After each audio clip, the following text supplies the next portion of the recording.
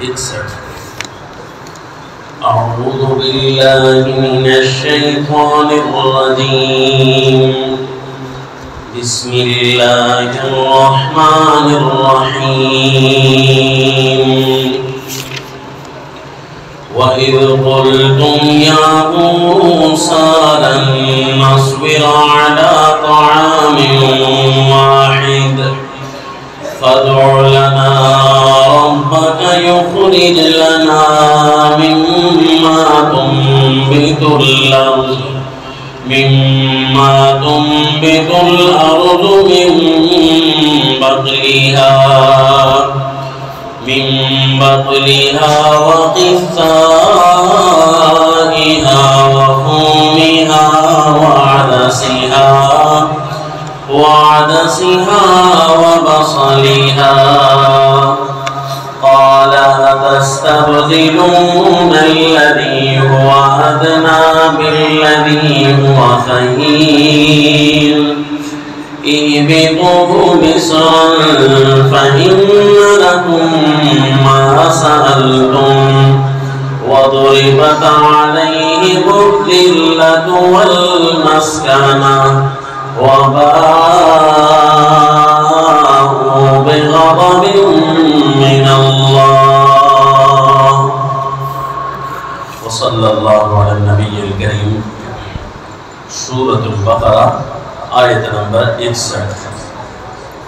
سلسلہ قصص القرآن میں واقعات سیدنا موسیٰ علیہ السلام کا یہ وہ واقعہ ہے جو گزشتہ محفل میں ہم نے پڑھا تھا کہ بنی اسرائیل پر اللہ نے نعمتوں کی بارش کی تو انہوں نے ناشکری کی. ان کو سوال کرتے ہوئے توفیق ان سے چھین چکی تھی کیونکہ اللہ کی کتاب کی ناقدری ان کی ثابت ہو چکی تھی اور پیارے موسیٰ علیہ السلام کو موقع بموقع تنگ کرتے رہنا، چون چرا کرتے رہنا، یہ ان کی غلطیاں تھیں بہت ساری.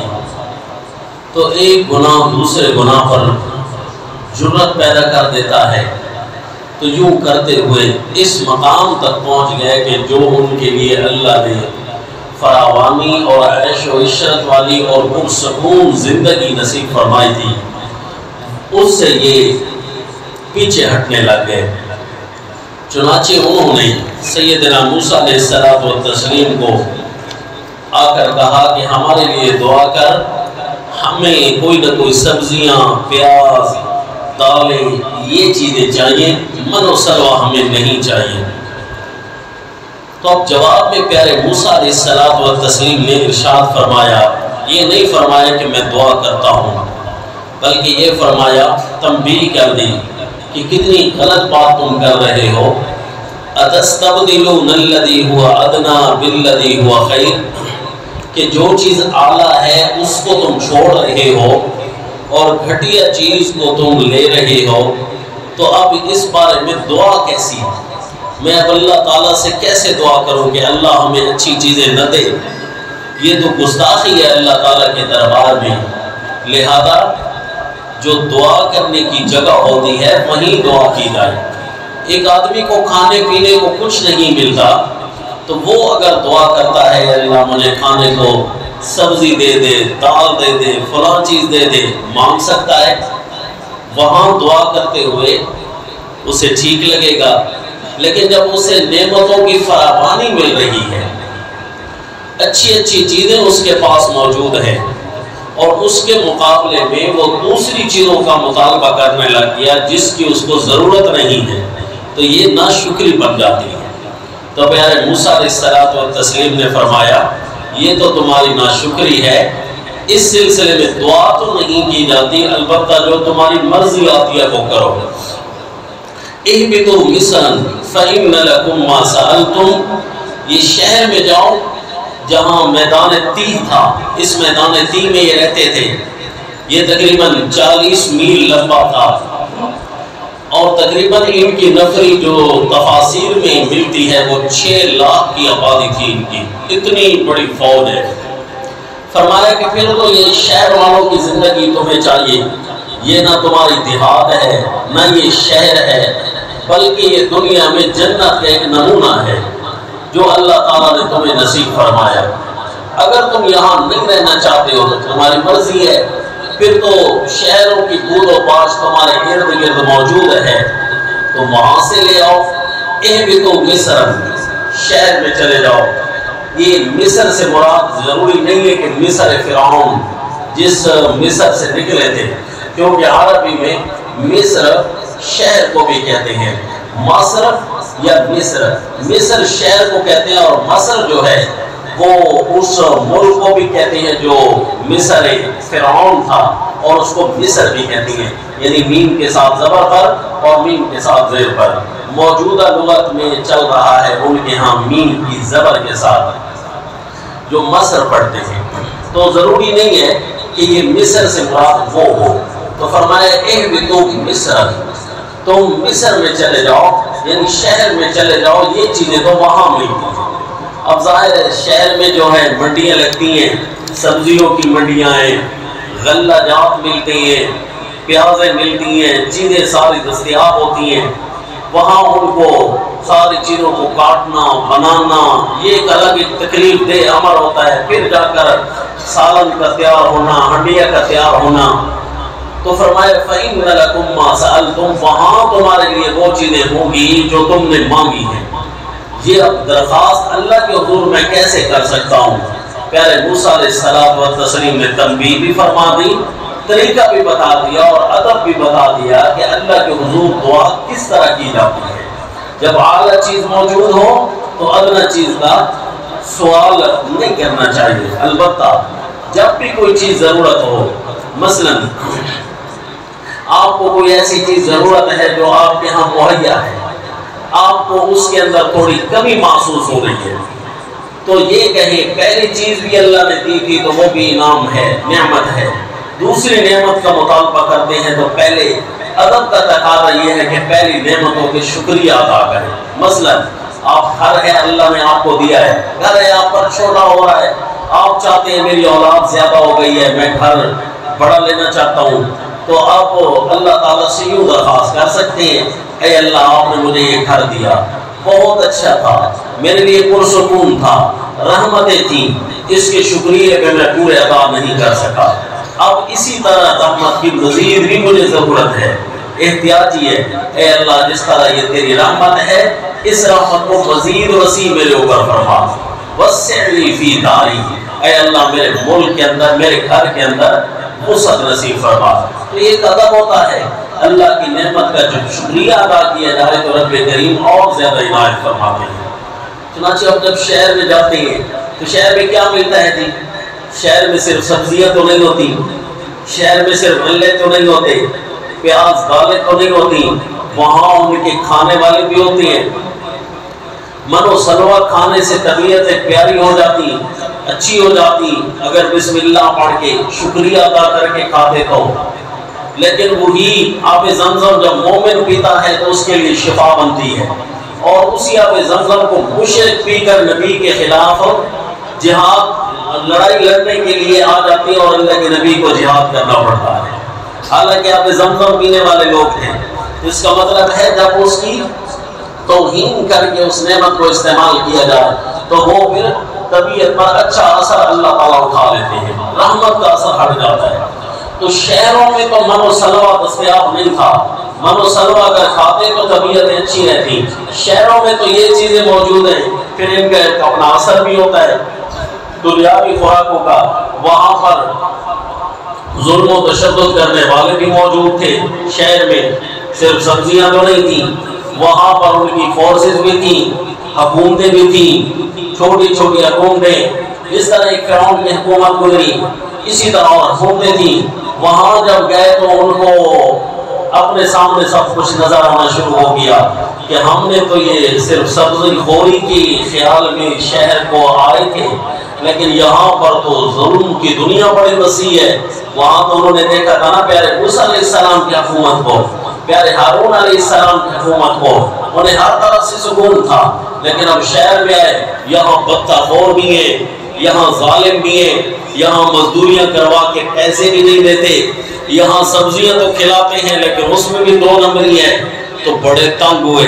اللہ فرماتے شہر میں تو گئے لیکن وَضُرِبَتْ عَلَيْهِمُ الذِّلَّةُ وَالْمَسْكَنَةُ، شہر میں جاتے ہی ذلت اور رسوائی ان کا مقدر بن گئی، کیونکہ وہاں پر عیاش لوگ بھی تھے، ظالم لوگ بھی تھے، ناانصاف بھی تھے، تو وہاں کی بود و باش اور وہاں کے لوگوں کے ساتھ ان کا بیٹھنا اور ان کو ملنا ان کے لیے زحمت بن گیا۔ بجائے رحمت کے سبزی خوری اور دالیں اور یہ چیزیں مانگی تو صحیح انہوں نے، لیکن ضربت علیہم الذلۃ والمسکنہ۔ یہاں پر ایک طب اسلامی کا ایک چھوٹا سا دقیق سا اشارہ بھی ملتا ہے۔ ماہر اور حاذق حکیم جو ہوتے ہیں وہ صرف سبزی کھانے سے منع کرتے ہیں کہ عادت نہیں ہونی چاہیے، ویسے آپ بنا سکتے ہیں سبزی اگر آپ کو اچھی لگتی ہے تو کھائیں، صرف سبزی کی باقاعدہ جو عادت ہے یہ نہیں ہونی چاہیے، بلکہ اس کے ساتھ جو اللہ نے تمہارے لیے گوشت بھی بنایا ہے تو اس کو بھی کھانا چاہیے، کیونکہ من و سلوہ کے اندر یہی مکس ہوا کرتا تھا۔ اگر سبزی پکائیں تو معمول سے زیادہ اس کو کم کھائیں، بلکہ اس کے اندر کوئی نہ کوئی گوشت بھی ڈالیں۔ وجہ یہ ہے کہ سبزی کھانا اور یہ گھاس پھوس کھانا یہ بکریوں کی عادت ہے، اور جو بکری ہوتی ہے یہ جو ہے کمزور طبیعت کی بنتی ہے، اس کو لڑائی کرنا نہیں آتا، دفاع کرنا نہیں آتا، یہ پھر مظلومیت کی زندگی کو پسند کرتی ہے۔ اس لیے اللہ تعالیٰ نے پھر انبیاء کرام سے بکریاں بھی چروائی ہیں، کیونکہ یہ ایک معصوم جانور ہے، اس کو اگر کوئی چراتا ہے تو چرانے والے کو بڑا حوصلے والا ہونا چاہیے، تو لہذا اس کو جو چرائے گا تو اس کی طبیعت میں حوصلہ پیدا ہوگا کہ ایک مظلوم قسم کا جانور ہے۔ صرف سبزی خوری کرنے سے یہ نقصان ہوتا ہے کہ پھر بندہ اپنا دفاع بھی پورا نہیں کر سکتا، کیونکہ اسی کی آزاد پھر غالب آنا شروع ہو جاتی ہیں۔ ضربت علیہم الذلۃ والمسکنہ یہ بھی ہو گیا۔ اس لیے طب اسلامی والوں نے لکھا ہے کہ صرف جو ہے سبزی اس کی عادت یہ طبیعت کے لیے، طبیعت انسانیہ کے لیے یہ مناسب نہیں ہے، اولا نہیں ہے۔ اللہ نے دوسری چیزیں جو بنائی ہیں ان ساروں کا مکس اپ ہونا چاہیے۔ وَضُرِبَتْ عَلَيْهِمُ الذِّلَّةُ وَالْمَسْكَنَةُ، شہر میں سبزیاں تو ملی، شہر میں دالیں تو ملی، من و سلوہ تو چھوٹا، لیکن ظلم کی آبادی بھی وہاں دستیاب تھی۔ وَبَاءُوا بِغَضَبٍ مِّنَ اللَّهِ، ذلت اور مسکنت کے ساتھ ساتھ اللہ کا غضب لے کر بھی واپس آئے۔ ایک شہر کے اندر داخل ہو کر ذلت اور رسوائی، اور دوسرا اللہ کا غصہ بھی ان پر برس رہا تھا، نہ اللہ کی طرف سے ان پر رحم ہو رہا ہے نہ بندوں کی طرف سے رحم ہو رہا ہے۔ شہر کی آبادی میں جب آئے نہ بندوں کی طرف سے رحم اور نہ اللہ کی طرف سے رحم، کیونکہ اللہ کی نعمتوں کو تو ٹھکرا کر آئے تھے شہر میں آئے تو ظالم لوگوں سے واسطہ پڑا، اب یہاں بچنے کی کوئی صورت نہیں تھی۔ اب یا تو ساری زندگی اسی ضلالت میں رہیں، غیظ و غضب کے اندر مبتلا رہیں، اچھی چیزوں کو جو چھوڑا ہے تو پھر یہی۔ اس لیے جب اللہ کوئی نعمت نصیب فرمائے تو اس نعمت کو چھوڑے نہیں۔ آپ اپنی زندگی کا بھی مطالعہ کیجیے اور ان لوگوں کی زندگی کا مطالعہ کیجیے جو آپ کے ارد گرد رہتے ہیں۔ آپ اگر کسی کو دیکھتے ہیں کہ حالات کی تنگی کا شکار ہے تو اس کی زندگی پر ایک نظر ضرور کیجیے کہ پہلے پیر اللہ نے اسے کو فراوانیاں ضرور دی ہوگی، ایک ایسا موقع اس کے پاس ضرور آیا ہوگا کہ اللہ نے اسے فراوانیاں ضرور دی ہوگی۔ ان فراوانیوں کے بعد جب اس نے نعمت کی ناقدری کی ہوگی تو تب اللہ تعالیٰ نے اس کی گزران کو تنگ کیا ہوگا۔ گزران جب تنگ ہوتی ہے تو اس کا کوئی نہ کوئی ریزن ہوتا ہے، اس کی کوئی نہ کوئی وجہ ہوتی ہے، تو لہذا توبہ اور استغفار کو ضرور پکڑیے۔ یہ 15 سال کی عمر کے بعد سے لے کر تقریباً 25 سال کی عمر تک یہ جو پیریڈ ہوتا ہے یہ انسان کی ترقی کا پیریڈ ہوتا ہے، اور یہ پیریڈ جب شروع ہو جاتا ہے تو 30 سال کی عمر تک رہتا ہے۔ 30 سال کے بعد انسان پر ڈھلوان لگنی شروع ہوتی ہے، بلندی پر پہنچ کر نیچے کو اترنا شروع ہوتا ہے۔ اس عرصے تک اللہ اسے بلندیاں ضرور نصیب کرتے ہیں، اگر کوئی اسے قبول کر لیتا ہے تو پھر اللہ اسے اور فراوانی عطا کرتے ہیں، اور اگر وہ قبول نہیں کرتا یعنی اللہ کی نعمتوں کی ناشکری کرتا ہے، گناہوں کی زندگی اپناتا ہے، پھر اسے جو رفعتیں ملنی ہوتی ہیں وہ چھوٹ جاتی ہیں۔ اگرچہ مواقع توبہ کہ اگر اس کے پاس زیادہ آ گئے، صدقہ خیرات اس نے زیادہ کیا، معافیاں زیادہ مانگ لی، عبادات زیادہ ہو گئی، وہ کسی لمحے بھی اللہ اسے دوبارہ رفعتیں دے سکتے ہیں۔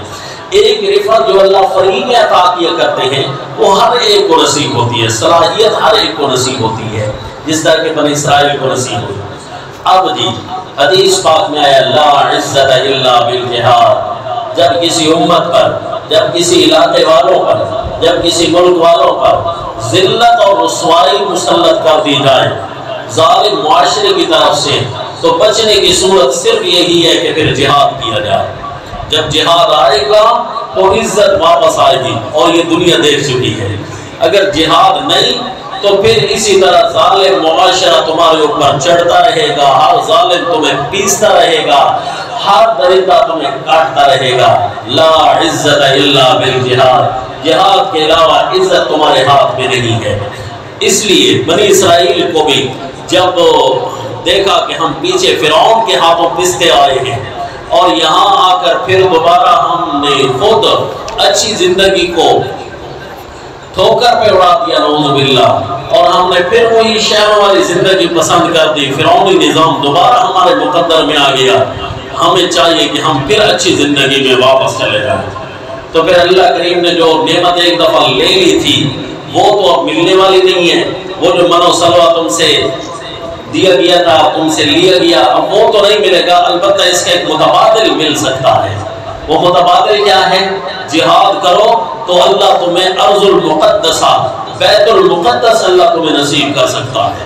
جہاد کرو تو اللہ تمہیں بیت المقدس کا شہر نصیب کرے گا، وہاں جا کر تمہارے لیے پھر عیش و عشرت کا ایک اور راستہ کھل جائے گا۔ قربان جائیے اللہ کی رحمت پر۔ کتنے واقعات آپ سن چکے ہیں، بنی اسرائیل کی وہ غلامیت والا ذہن اور وہ تھرڈ کلاس ذہن، اچھے لوگ تو کامیاب ہو گئے لیکن تھرڈ کلاس ذہن ابھی بھی پایا جاتا رہا۔ موقع موقع پر انہوں نے کتنی زیادتیاں کی اپنے ساتھ، وہ بچھڑے کو معبود بنا لینا، پھر جا کر سیدنا موسیٰ علیہ السلام کی کتاب کو نہ ماننا، تورات مبارکہ کے بارے میں اپنے اللہ کو اپنے آنکھوں سے دیکھنے کا مطالبہ کر لینا، یہ طرح طرح کی ان کی زیادتیاں شامل ہوتی رہی، لیکن قربان اللہ کی رحمت پر کہ اللہ بھی موقع بہ موقع انہیں معاف کرتے رہے، پھر اللہ کوئی نہ کوئی اگلی زندگی دے دیتے، پھر کوئی نہ کوئی اگلا تحفہ نصیب ہو جاتا۔ لیکن آپ دیکھ رہے ہیں کہ گائے کے معاملے میں بھی انہوں نے کتنی زیادہ زیادتیاں کی ہیں، اللہ نے پھر بھی ان کو معاف کر دیا تھا۔ اب یہاں آ کر جب انہوں نے اللہ کی نعمت کو ٹھکرایا تو فرمایا اب جہاد کرو گے تو تمہیں اللہ بیت المقدس نصیب فرما دے گا۔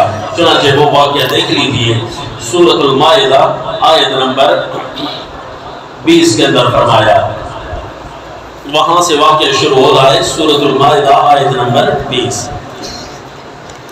اعوذ باللہ من الشیطان الرجیم، بسم اللہ الرحمن الرحیم۔ وَإِذْ قَالَ مُوسَىٰ لِقَوْمِهِ يَا قَوْمِ اذْكُرُوا نِعْمَةَ اللَّهِ عَلَيْكُمْ إِذْ جَعَلَ فِيكُمْ أَنْبِيَاءَ وَجَعَلَكُمْ مُلُوكًا وَآتَاكُمْ مَا لَمْ يُؤْتِ أَحَدًا مِنَ الْعَالَمِينَ۔ جب فرمایا موسیٰ علیہ السلام نے اپنی قوم کو، اسی موقع پر قوم کو پھر ضرورت پڑ گئی پیارے موسیٰ علیہ السلام کے پاس آنے کی، تو اللہ کے نبی نے ایک پیارا سا خطاب فرمایا، یا قوم اذکروا نعمت اللہ علیکم۔ یہ اس قوم کے لیے خطاب ہے جو قوم سمجھتی ہے کہ ہم ظالم معاشرے میں پیسے جا چکے ہیں، ہمیں کاٹا جا چکا ہے، ہمیں مارا جا چکا ہے، اس کا کوئی حل ہمیں تلاش کرنا چاہیے، تو ان کے لیے یہ خطاب ہے۔ وَإِذْ قَالَ مُوسَىٰ لِقَوْمِهِ يَا قَوْمِ، اے قوم والو، اذکروا نعمت اللہ علیکم، یاد کرو اللہ کی نعمتیں جو تمہارے اوپر ہوئی، اذ جعل فیکم انبیاء، جب اللہ نے تم بنی اسرائیل کی قوم میں انبیاء کو بنایا تھا، اور جب تم آئے تھے شام سے مصر کی طرف، اور پیارے یوسف علیہ السلام و تسلیم آئے تھے، حضرت یعقوب علیہ السلام کے 12 بیٹے آ کر یہاں آباد ہوئے، تو پہلے اسرائیل علیہ السلام یعنی یعقوب علیہ السلام وہ بھی اللہ کے پیغمبر ہیں، وہ اسرائیل اور تم بنی اسرائیل یعنی تم 12 بیٹے تھے، پھر اسی سے 12 خاندان آباد ہوئے۔ اللہ نے کتنی فضیلت دی ہے تمہیں، تمہارے اندر جو سب سے پہلے انبیاء آئے تھے، حضرت ابراہیم علیہ السلام کے اولاد ہیں، حضرت ابراہیم علیہ السلام کے بیٹے حضرت اسحاق علیہ السلام، پھر ان کے بیٹے حضرت یعقوب علیہ السلام، پھر ان کے بیٹے حضرت یوسف علیہ السلام و تسلیم۔ یہ سارا سلسلہ جو چل رہا ہے نبوت کا، اللہ نے تمہاری قوم کے اندر رکھا۔ ذرا سوچو تو صحیح، اللہ نے تمہیں کتنی فراوانیاں دی ہیں، کتنی سربلندیوں سے اللہ نے تمہیں نوازا، اور تم نے یہ ذلت والی زندگی پسند کر رکھی ہے۔ بڑا عجیب خطاب فرمایا، اِذْ جَعَلَ فِيكُمْ أَنْبِيَاءَ، اے بنی اسرائیل یاد کرو جب اللہ نے تمہاری قوم کے اندر انبیاء کو بنایا، وَجَعَلَكُمْ مُلُوكًا، اور بنایا اللہ نے تمہارے اندر بادشاہ، کئی بادشاہ اللہ نے تمہاری قوم کے اندر بنائے۔ ایک حضرت یوسف علیہ السلام بھی تھے، بادشاہ بھی تھے اور پیغمبر بھی تھے، یہ نعمت اللہ نے تمہاری قوم کو دی تھی۔ وَآتَاكُمْ مَا لَمْ يُؤْتِ أَحَدًا مِّنَ الْعَالَمِينَ، اور اللہ نے تمہیں ایسی نعمتیں دی ہیں جو جہان والوں میں سے اور کسی کو بھی نہیں عطا ہوئی۔ اتنا بڑا خاندان، 12 کے 12 قبیلے، پیارے یعقوب علیہ السلام کے اولاد میں تم مسلسل آ رہے ہو، اور اللہ نے تمہیں اتنی نعمتیں دی ہیں، جہان والوں میں کسی قوم پر بھی اتنی مسلسل نعمتیں نہیں ہوئی تھی۔ یا قوم ادخلوا الارض المقدسۃ التي كتب الله لكم ولا ترتدوا على ادباركم فتنقلبوا خاسرین۔ اے قوم والو، اگر اللہ کی عطا کردہ نعمتوں کو تم نے چھوڑا ہے، اس کا پھر ایک ہی طریقہ ہے، قربانی دو اور اللہ کے حضور جانوں کا نذرانہ پیش کرو، جہاد کے لیے تیار ہو جاؤ۔ ضروری نہیں ہے کہ تم مر جاؤ، لیکن نذرانہ پیش کرو گے، تمہاری بہادریوں کو دیکھ کر اللہ شیطانوں اور مشرکوں کو ویسے ہی بھگا دے گا، تمہارا روب طاری ہو جائے گا۔ اس شہر میں داخل ہو جاؤ، ارض المقدسہ، اس ارض مقدسہ میں داخل ہو جاؤ، التی کتب اللہ لکم، یہ ارض مقدسہ اللہ نے تمہارے لیے لکھ دی ہے۔ یہ بھی ہے کہ جہاد کرو گے تو فتح کی بشارت بھی ساتھ سنا دی، اللہ تمہیں فتح بھی دے گا۔ یہ شہر اللہ نے تمہارے لیے لکھ دیا ہے۔ وَلَا تَرْتَدُّوا عَلَىٰ أَدْبَارِكُمْ، اس موقع کو ضائع نہ ہونے دینا، اپنے پشتوں کے بل نہ بھاگ جانا، فَتَنقَلِبُوا خَاسِرِينَ، نہیں تو پھرو گے تم نقصان اٹھانے والے بن کر۔ پہلے کتنا اپنا نقصان اٹھا چکے ہو، منو سلوا والی زندگی تمہیں بڑی پیاری ملی تھی، تم نے اسے چھوڑا، شہروں کی زندگی تم نے قبول کی، وہاں کے ظلم و تشدد نے تمہارے استقبال کیا۔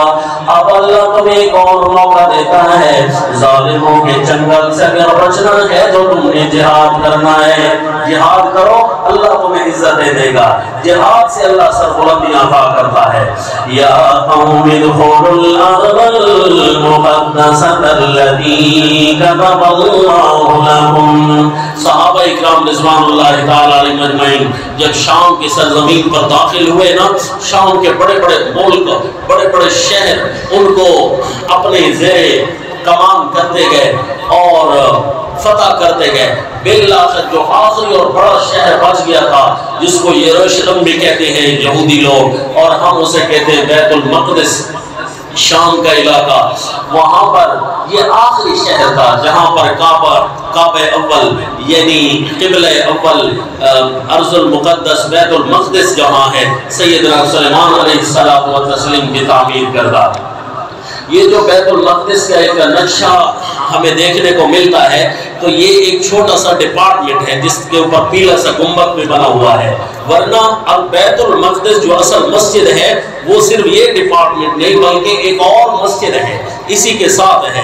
تو اب بیت المقدس کو بیت المقدس جسے پڑھنا چاہیے، بیت المقدس کو یہ تصویر وائرل کر کے اصل میں یہودی یہ باور کرانا چاہتے ہیں کہ یہی جو ہے مسجد اقصیٰ ہے، یہی چھوٹا سا ٹکڑا مسجد اقصیٰ ہے جس کو گول گول ہم دیکھتے ہیں، اصل میں وہ مسجد اقصیٰ کو گرا کر اپنا ہیکل سلیمانی تعمیر کرنا چاہتے ہیں۔ تو ہم مسلمانوں کے ذہنوں سے بھی آہستہ آہستہ مٹتا جا چکا ہے کہ وہ جو بیت المقدس ہے وہ قبلہ اول جو ہے اس کا حصہ اصل میں کون سا ہے۔ مشہور یہ ہے کہ یہ جو پیلا سا فوٹو ہمیں نظر آتا ہے نا بھائی، یہی گول سی جگہ یہی مسجد اقصیٰ ہے۔ حقیقت یہ ہے کہ یہ اس کا ایک چھوٹا سا ڈپارٹمنٹ ہے، اس چھوٹا سا حصہ ہے، اصل مسجد اور ہے۔ تو بہرحال یہ ایک قبلہ اول تھا مسلمانوں کا، مسجد اقصیٰ ہے، پورا شہر اس کو یہودی نہیں چھوڑنا چاہتے، وہ سمجھتے ہیں کہ یہ بنی اسرائیل کی اصل ملکیت ہے اور بنی اسرائیل والے تو ہم ہیں۔ تو حقیقت یہ ہے کہ یہ امام الانبیاء صلی اللہ علیہ وسلم کے صحابہ نے اسے فتح کیا تھا، اور اصل انبیاء کا جو وارث ہوتا ہے وہی اس کا وارث ہوتا ہے۔ یرثھا عبادی الصالحون، قرآن میں بھی ہے کہ جو صالح لوگ ہوں گے وہی اس کے آ کر وارث بن سکتے ہیں۔ چنانچہ صحابہ اکرام کے دور میں جب یہ مسجد اقصیٰ کے آخری شہر میں داخل ہوئے تو وہاں کے ائمہ صحابہ اکرام نے جب صبح کی نماز پڑھی، صبح کی نماز کے بعد شہر میں داخل ہونا تھا، صبح کی نماز میں ایک بڑے دروازے کے سامنے کھڑے ہو کر ایک صحابی نے نماز پڑھی اور نماز پڑھاتے ہوئے اسی آیت کی تلاوت کی۔ اس نماز کے بعد صحابہ اکرام کہتے ہیں کہ ہمارے دلوں میں ایک عجیب روح بھری جا چکی تھی ان آیتوں کے ذریعے، کہ ہمارے سامنے ارض مقدسہ تھی، اور قرآن میں بھی ہے یا قوم ادخلوا الارض المقدسة التي كتب الله لكم ولا ترتدوا على ادباركم فتنقلبوا خاسرين۔ پیارے موسیٰ علیہ السلام کا خطاب بھی پڑھ رہی ہے اور ارض مقدس اپنے سامنے ہے۔ چنانچہ فرمایا یا قوم ادخلوا الارض المقدسة التي كتب الله لكم ولا ترتدوا على ادباركم فتنقلبوا خاسرین۔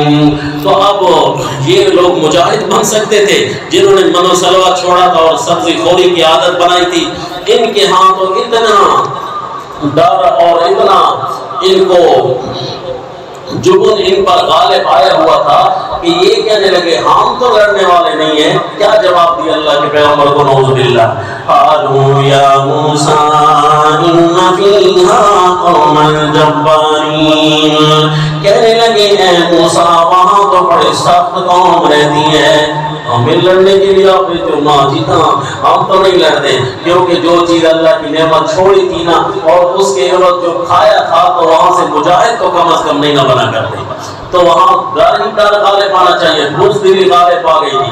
ان فیہا قوما جبارین، اس کا مطلب ہے طب اسلامی والوں نے جو نقطہ یہاں سے نکالا ہے وہ ٹھیک تھا۔ ان فیہا قوما جبارین، اے موسیٰ ہمیں تو ڈر لگتا ہے، وہاں تو بڑی جنگجو اور سخت قوم رہتی ہے۔ وَإِنَّا لَن نَّدْخُلَهَا حَتَّى يَخْرُجُوا مِنْهَا، ہم ہرگز اس ارض مقدسہ میں داخل نہیں ہوں گے حتیٰ کہ وہ خود نکل جائیں، یعنی وہ ملک والے خود نکل جائیں اور اپنا ملک پلیٹ میں رکھ کر ہمیں دے دیں، بس پھر ہم فاتح بن کر داخل ہو جائیں گے۔ لا حول ولا قوت الا باللہ۔ یہی تم نے اگر کافروں اور مشرکوں سے کے بارے میں توقع کر رکھی ہے نا، پھر وہ تمہیں کھا ہی جائیں گے۔ کبھی کافر اور مشرک اپنا ملک پلیٹ میں رکھ کر نہیں پیش کیا کرتا، بلکہ وہ اپنے ملک میں درندہ بن کر ظالموں کو مظلوموں کو نوچنا چاہتے ہیں وہاں کے ظالم۔ انہوں نے کہا جی نا جی اگر ہمیں وہ ملک دلوانا ہے نا تو ان کو کہو نکل جاؤ، ہم وہاں جا کر حکومت سنبھال لیتے ہیں، بس یہی طریقہ صحیح ہے۔ وَإِنَّا لَن نَّدْخُلَهَا حَتَّى يَخْرُجُوا مِنْهَا، کہا اللہ اللہ نے انہیں مجاہد بنایا تھا، کہاں انہیں صحابیت کا شرف نصیب ہونے لگا تھا، کہاں انہیں من و سلوہ ملنے والی تھی، اور کہاں انہوں نے ذلت کی زندگی کو پسند کر لیا اور جہاد سے انکار کرنے لگے۔ وَإِنَّا لَن نَّدْخُلَهَا حَتَّى يَخْرُجُوا مِنْهَا، ہم ہرگز نہیں داخل ہو سکتے حتیٰ کہ وہ خود وہاں سے نکل جائیں۔ فَإِن يَخْرُجُوا مِنْهَا، اگر وہ وہاں سے نکل جائیں، فَإِنَّا دَاخِلُونَ، ہمارے ساتھ زمانہ کرتے ہیں وقت سامو آتا لکھا ہے، فَإِنَّا دَاخِلُونَ، اگر وہ وہاں سے نکل جائیں وقت سامو آتا لکھا ہے۔ بھئی تمہارے پھر آنے کی بھی ضرورت ہی کیا ہے، پھر تمہارے غالب ہونے کی ضرورت ہی کیا ہے، پھر تمہارے مجاہد بننے کی ضرورت ہی کیا ہے، جب خالی زمین پر جو تم آ رہے ہو۔ مجاہد یوں نہیں ہوا کرتے، مجاہد تو یوں ہوا کرتے ہیں۔ مثلا دیکھیے ملک سبا پر سیدنا سلیمان علیہ السلام کا کس انداز میں بہادرانہ پیغام قرآن کے حروف میں باقاعدہ محفوظ ہے۔ یہ دیکھ لیجئے سورت کا نام سورہ النمل، قربان جاؤں اللہ کے پیغمبر کی بہادرانہ زبان پر کہ کس انداز میں للکارا کرتے ہیں اللہ کی زمین پر نظام حق کو لاگو کرنے کے لیے۔ چنانچہ دیکھ لیجئے سورت کا نام سورہ النمل، آیت نمبر 29، آیت نمبر 29-30۔ یہ سیدنا سلیمان علیہ السلام کے خط ہے جو ملک سبا والے اتنی جنگجو قوم تھی کہ وہ اپنے آپ کو اتنا ماہر فن سمجھا کرتے تھے، وہ سمجھتے تھے کہ ہمارا سامنا کرنے کی کم از کم کسی کو ضرورت نہیں ہونی چاہیے۔ وہ کہتے ہیں کہ ہم یہاں نحن اولو قوت و اولو بأس شدید، ہماری طاقت کا سکہ پوری دنیا پر جمع ہوا ہے اور ہمارے جیسی طاقتور قوم کوئی بھی نہیں ہے۔ چنانچہ سیدنا سلیمان علیہ السلام کسی طاقتور قوم کے طرف سے خط بھیجتے ہیں اپنا۔ خط کیا ہے جی؟ کیا بہادرانہ الفاظ ہیں۔ چنانچہ فرمایا خط بھی کسی انسان کے ہاتھوں نہیں، ایک پرندے کے ہاتھوں بھیجا کہ جاؤ میرا خط جا کر پہنچاؤ۔ بہادری کے عجیب عجیب نمونے ہیں پیغمبروں کی زندگی اور ان کی سیرت پر قربان۔ فرمایا إنه من سليمان وإنه بسم الله الرحمن الرحيم ألا تعلوا علي وأتوني مسلمين۔ بس یہ دو لائنیں، دو لفظ یہ خط لکھ کر بھیج دیا پیارے سلیمان علیہ السلام نے۔ ملک سبا والوں کو کیا فرمایا؟ إنه من سليمان، یہ خط سلیمان نامی آدمی کی طرف سے ہے۔ وَإِنَّهُ بِسْمِ اللَّهِ الرَّحْمَنِ الرَّحِيمِ، اصل بات یہ ہے اللہ کے ناموں میں برکت ہے، جو سورج کے کاموں میں بھی برکتیں نہیں۔ جو سورج کو الہ سمجھا کرتے تھے نا، فرمایا بسم اللہ الرحمن الرحیم، اللہ کے نام میں برکت ہے۔ الرحمن جو بن مانگے ضرورتیں پوری کرنے والا ہے، الرحیم اگر اسے نہ مانگو تو ناراض ہونے والا ہے۔ یہ میری دعوت ہے اس کے بعد اسی اللہ کا نام لاگو کرنے کے لیے ہم آ رہے ہیں۔ اللہ تعالیٰ علیہ، میرے سامنے سرکشی کرنے کی ضرورت نہ کرنا، میں جو کہہ رہا ہوں وہی کرنا ہے۔ زمین اللہ کی ہے، نظام اللہ کا لاگو ہوگا۔ ہم اللہ کی زمین پر آ کر اللہ کا قانون لاگو کرنے والے ہیں۔ چھوڑ دو سارا علاقہ، ہمارے سامنے کھڑے ہونے کی کوئی ضرورت نہ کرنا۔ اگر تم چاہتے ہو کہ ملک ہمارے ہاتھ سے نہ جائے تو اس کی بھی صورت یہ ہے، ہم ملکوں اور کرسیوں کے بھوکے نہیں ہیں، ہم تم سے تمہارا ملک نہیں لینا چاہتے۔ وَأَتُونِي مُسْلِمِينَ، تم میرے پاس مسلمان بن کر آ جاؤ گے، اللہ کی زمین پر خود اللہ کا نظام نافذ کرنا چاہتے ہو تو ملک بھی تمہارا اور زمین بھی تمہاری، کرسی بھی تمہاری، ہم تم سے نہیں لینا چاہتے۔ بس صرف ایک ہی بات چلے گی، اللہ کی زمین ہے تو مرضی اللہ کی چلے گی۔ یہ سیدنا سلیمان علیہ السلام کا بہادری والا خط تھا۔ اور ایک یہ قوم ہے کہ 6 لاکھ کی آبادی ہے، اللہ کے پیغمبر ان کے ساتھ ہے، دعوت جہاد دی جا رہی ہے۔ کہنے لگے موسیٰ بڑا ڈر لگتا ہے، یہاں ہم نے نہیں کرنا جہاد، فَإِن يَخْرُجُوا مِنْهَا فَإِنَّا دَاخِلُونَ، اگر یہ نکل جائیں خود تو پھر ہم آ کر یہاں تخت حکومت سنبھال لیں گے، ہم یہاں براجمان ہو جائیں گے۔ اب اس پیاری دعوت کا جو پیارے موسیٰ علیہ السلام نے عجیب خطاب کیا، اس خطاب کا اتنا برا جواب اس قوم نے دیا، پھر ان کا کیا حال ہوا انشاءاللہ آئندہ درس میں۔ وَمَا عَلَيْنَا إِلَّا